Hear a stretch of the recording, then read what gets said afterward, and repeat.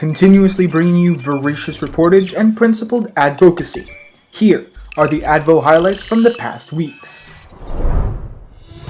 Far Eastern University Commission on Elections, or FEU COMELEC, vowed a smooth pre-election period in preparation for the university-wide polls this May 5 to 8. The election season commenced with the filing of candidacy last April 6 to 10, which was later extended to April 13 due to the Office of Student Involvement, or OSI's compressed work week. 8 candidates, including lone presidential and vice presidential nominees for the FEU Central Student Organization, and 77 aspirants for the Institute Student Councils and academic organizations were declared as qualified in a final official list and succeeding COMELEC resolutions. The campaign period lasted from April 16 to May 5, while institute and town hall debates were held from April 27 to 29.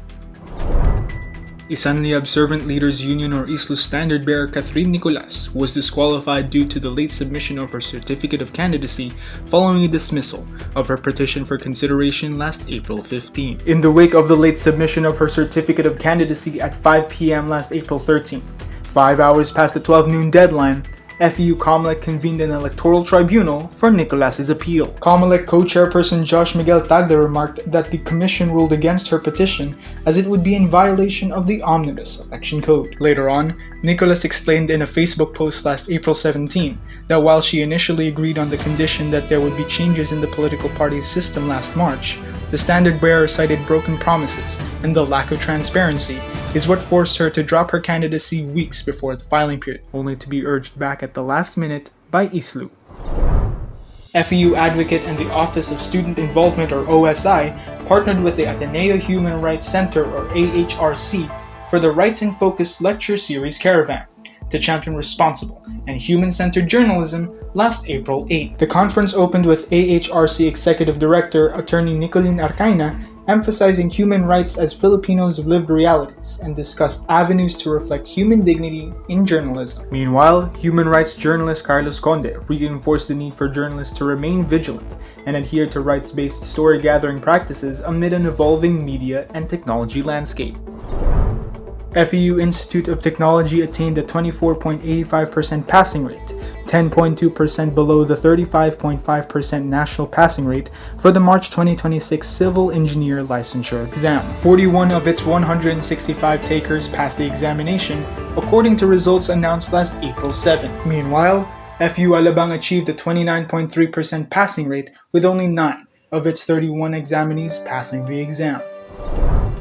FEU Nicanor Reyes Medical Foundation, or NRMF, came out as the sole top-performing school with more than 100 takers in the March 2026 Physician Licensure exam. 165 out of 174 examinees successfully passed the licensure exam, achieving a 94.83% passing rate for the university, well above the 70.41% national passing rate. 47 students of the Studio Arts Batch 2026 launched their exhibit titled Discover Kaleidoscope, A Collective Exploration, last April 14 to 20. Aiming to bring together diverse ideas, voices, and styles into one space, the Institute of Architecture and Fine Arts, or IARFA, showcased works representing the students' passion for the arts. Additionally, the exhibit featured a hidden stamp rally around the gallery, which attendees would attempt to find in order to earn rewards. FEU Tamaraws dominated with a near-clean sweep of 13-1 win-loss record at the University Athletic Association of the Philippines Season 88 Men's Volleyball Tournament last April 22. Having only lost one game to the National University Bulldogs in 5 sets, the Tamaraws proceeded to their final elimination round match against the Ateneo de Manila University Blue Eagles, scoring a 3-1 victory to secure their top berth. The Tamaraws are set to roll into the league's semifinals as the top seed, with a twice-to-beat advantage against the Blue Eagles on April 29. FEU Lady Tamaraws failed to secure their Final Four ticket against the University of Santo Tomas, or UST Golden Tigresses, during the playoffs match in the UAAP Season 88 Women's Volleyball Tournament last April 25. Team captain and top scorer Jers Pitalio racked up 14 points, while senior setter Tino Baldo tallied 3 points and 15 excellent sets in her final game for the Lady Tamaraws. Ubaldo has set her eyes on entering the Premier Volleyball League. Additionally, Pitalio and middle blocker Jazz Elarina have yet to decide whether to use their last playing year for FEU. Tune in again and get the most up-to-date Advo highlights through Advocate's official website and social media accounts.